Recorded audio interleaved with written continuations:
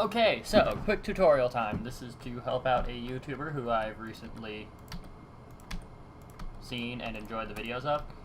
I'm going to quickly demonstrate how to turn redstone into obsidian, which means basically infinite obsidian, which is good. Now, you don't have to make the shell out of obsidian. There's going to be no explosions or anything, which is kind of boring, I know, but gotta deal with some things, right? Basically, just make the shell out of something that doesn't burn. You're going to be dealing with lava. Yeah, can't talk today. Redstone there is a placeholder. I'm going to be going over this kind of quick because I want this video to be really, really short so it goes up quickly. But basically the whole principle is you want flowing water behind where the obsidian is going to be, and you then want to drop lava directly down on top of that redstone. Such as this. Now that the water's in place, I'm just going to be quickly making a ceiling over it. Again, it doesn't have to be obsidian, I just happen to have it on my hotbar because I do a lot of cannons. A lot of cannons. There's like a good 20 or 30 cannons over there, just sitting there, different designs I've worked on. Actually, I used to have an omnidirectional cannon that I built. That was a long time ago, and it's probably in a galaxy far away by now.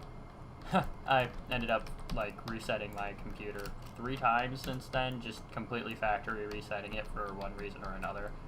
Well, nah, not factory resetting, more like I got a new hard drive and decided that the old computer wasn't necessarily necessary anymore. So, yeah. Basically, old thing. I might remake it if I ever get the chance, but, as you can see, this will turn that redstone. Oh man, it's been fixed. Oh, that is bunk. That is genuinely jank. Hold on. Let's see if I can get this working. Funny story. That trick has been patched in 1.8, so I had to go back to 1.7, and the only 1.7 I had was a mod pack that doesn't have Optivide, so I can't resize the window to what I want it to be. Because I technically don't have a 16:9 monitor, I have like a 16:10 or something. Let's see, it's 1280 by 960, so yeah, roughly 16:10 or something very close to that. Anyway, hopefully I can quickly demonstrate this and move right along, because this is actually another unrelated testing world for mod sauce, which is pretty cool because I like mod sauce. It's a fun mod pack. Funny thing, I actually don't know if this is still recording or if it crashed because mod sauce doesn't like to load worlds. Okay, there we go. Alright, no, it's still running. Sorry about the crap audio quality. I have a decent mic, but I haven't bothered to set it up properly, so it might be a shit. Anyway, I'm gonna need... Get the fuck out of here. I'm gonna need redstone wire. As soon as that decides not to be a shit. I'm gonna need redstone wire, a water bucket,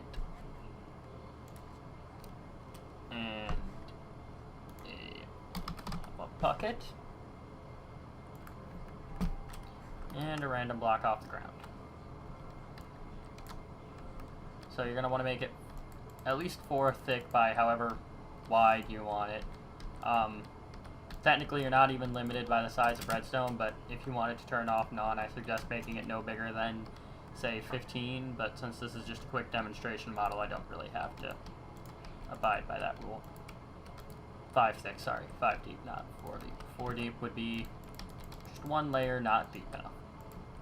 And then you're going to want to lay out the first layer somewhat like this, where you have a trench between 2 lines of stone, and then a wall behind said trench to force the water to flow forward.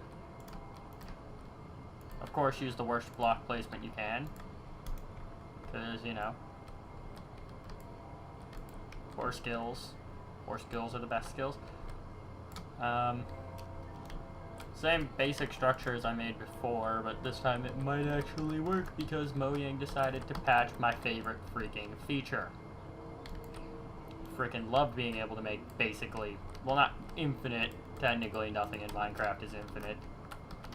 How's that for you? Procedurally generated, and it'll only expand to a certain size of world before it's like, nope. It's technically nothing's infinite except for things like cobblestone and plants, which you can regrow. And since you can't regrow redstone, this doesn't technically make it infinite, but it is significantly easier to get than going out and finding lava and, yeah, making it that way.